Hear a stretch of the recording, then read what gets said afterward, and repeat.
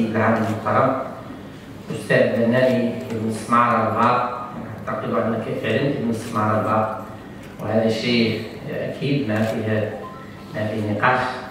وأعتقد على أنه بحضور السادة الشيوخ القبائل، أعتقد على أنه هذا الاسم معطي لك بالتأكيد من الشيوخ القبائل أنك فعلا تستحق أن تعود ابن سمارة الغار. أستاذ بيرسيون غران تامي دي ماروك، السادة الكولونيل ماجور قائد الحامية العسكرية، السادة المنتخبون رؤساء الجماعات الترابية، أعضاء جماعات الترابية، السيدة نائبة رئيس الجهة، السادة الشيوخ وأعيان القبائل، السادة ممثلو المصالح من مركز الدولة، إداريون وأمنيون، السادة أعضاء جمعيتين، جمعية مؤسسة فرنسا المغرب وجمعية رباط فتح، السادة الحضور الكريم كلهم باسمه وصفته. بطبيعة الحال نحن سعداء بالترحيب بالحضور الكريم ضيوف مدينة سمارة، وسعداء على أنه نحتفل جميعا بالذكرى 50 المسيرة الخضراء المظفرة، ولكن أيضا كما جاء في تدخلات السيد العام والسيد رئيس المجلس الإقليمي بذكرى عيد الذكرى الأولى لعيد الوحدة.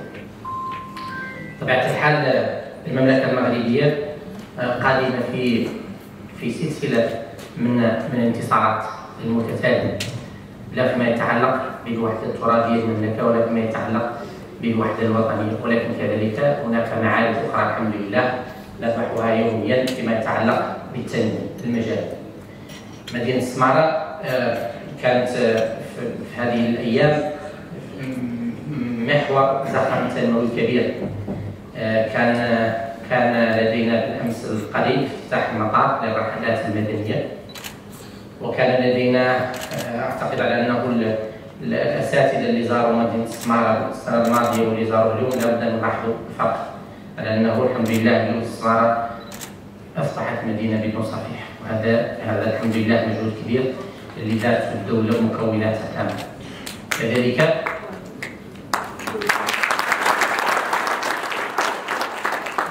كان عندنا احتفال كبير بهذه المناسبة ديال الذكرى 50 للمسيرة الخضراء المظفرة، مهرجان احتفالي فيما يتعلق بالجانب الاحتفالي، كذلك فيما يتعلق بالجانب التنموي بإعطاء انطلاقا لمشاريع تنموية كبيرة، كذلك فيما يتعلق بالجانب الانفتاح ديال مدينة سمارة، وهذا شيء أساسي.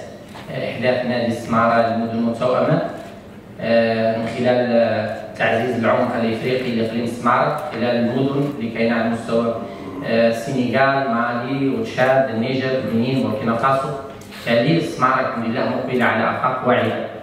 أعتقد كذلك على أنه إضافة إلى البنية التحتية مد جسور الربط ما بين سمارة لا الربط الطرقي ولا الربط الجوي، نظن على أنه هذه الأيام والمساهمة اللي ممكن تديرها مؤسسة فرنسا المغرب ومؤسسة رباط فيما يتعلق بربط جسور الثقافة، هذا شيء أساسي، لأنه إضافة إلى التنمية لابد أن نعمل ربط جسور الأفكار وتبادل ما يتعلق بالقيم ديال التسامح ومواكبة كذلك التغيرات اللي ممكن تطرأ على المجتمعات المقبلة على الانفتاح.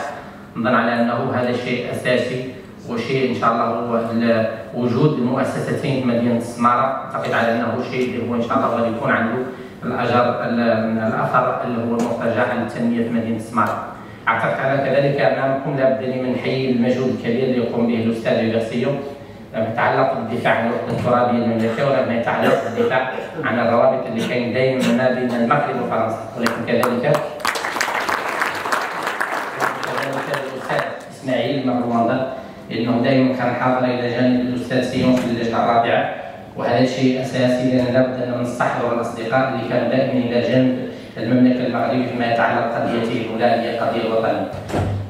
نرجو الله تعالى أن يوفقنا لما يحب ويرضى تحت الرعاية السامية لصاحب الجلالة الملك محمد السادس نصر الله وإليه. والسلام عليكم ورحمة الله تعالى وبركاته.